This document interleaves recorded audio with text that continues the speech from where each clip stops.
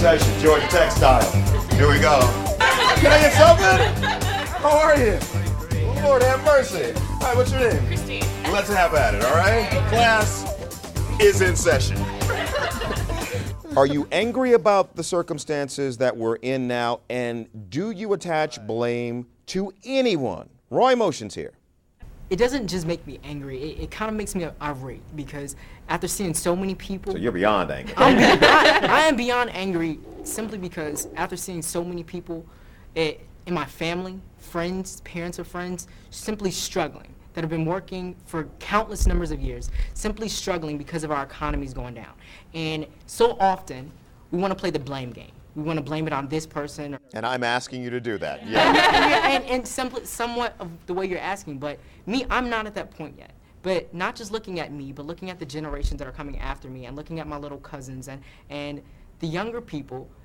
I don't care about who caused it.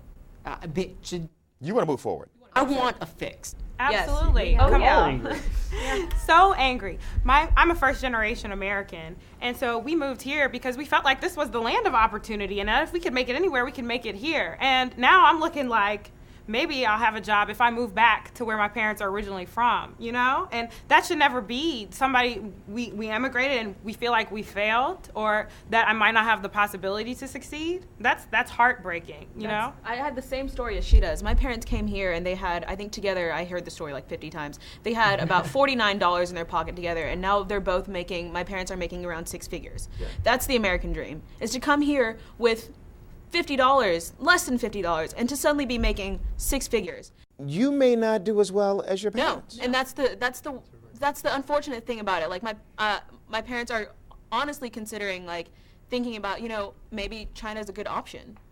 Because I'm from, my parents. Is that really a discussion point in your family? Well, my dad wants to, well, currently, like, the job market with my dad, because he's an engineer, it's really hard to actually stay up, because we have, you know, all these Georgia Tech students who are, you know, up with the new information and stuff like that. They're coming in and taking the older people's jobs. And so my dad doesn't have the opportunity to actually get the job, but he's a really smart guy. And so he's considering, you know, going back to China and maybe starting up a job there, which should never be an option. He moved here in the first place to get the opportunity to raise his daughters in a good environment, in a good place, so that they can have whatever they wanted, whatever they dreamt for, they can have it. Dream. Yes.